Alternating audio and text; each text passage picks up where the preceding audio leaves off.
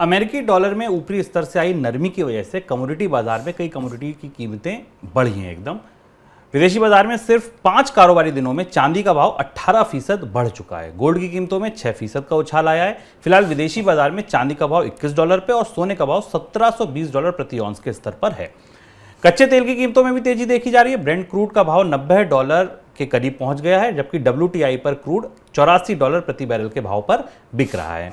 ऊपरी स्तर से डॉलर में आई नरमी की वजह से कमोडिटी की कीमतों को सहारा मिल रहा है। डॉलर इंडेक्स 111 के स्तर से नीचे आ गया, जो 28 सितंबर को 114 के स्तर से ऊपर था। सर, कच्चे तेल की कीमतों में आई ये तेजी कितनी टिकाऊ है, ये सवाल पूछने की वजह एक ओपेक की बैठक भी है।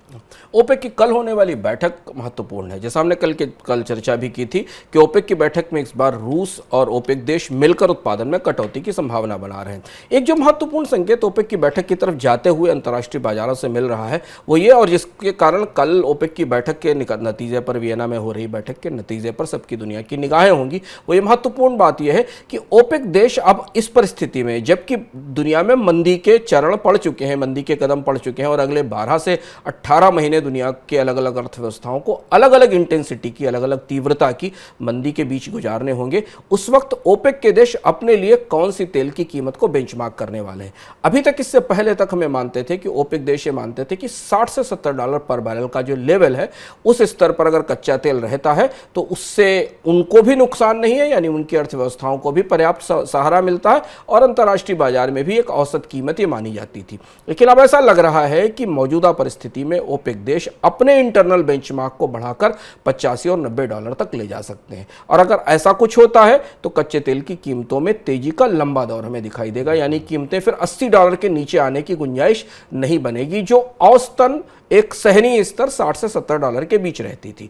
दूसरी और चीज हमें संकेत दिखाई दे रहा है कि ओपेक देशों के बीच में सऊदी अरब ये नहीं चाहता है कि उत्पादन में बढ़ोतरी जारी रखी जाए, क्योंकि ओपेक देश अपने उत्पादन का पूरा लक्ष्य हासिल नहीं कर पा रहे हैं। और जब उत्पादन में बढ़ोतरी की मांग आती है, कीमतों में बढ़ोतरी को रोकने के लिए, कीमतों में तेजी को रोकने के लिए, तो उसमें सबसे ज्यादा दबाव होता है सऊदी अरब पर। सऊदी अरब एक स्विंग प्रोड्यूसर है।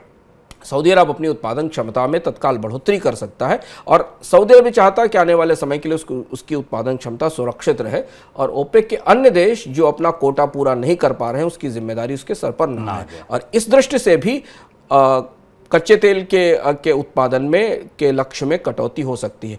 अगर ये कटौती बड़ी होती है तो फिर हमें कच्चे तेल की कीमतों में एक और बड़ा तेजी का दौर और थोड़ा लंबा तेजी का दौर दिखाई देगा।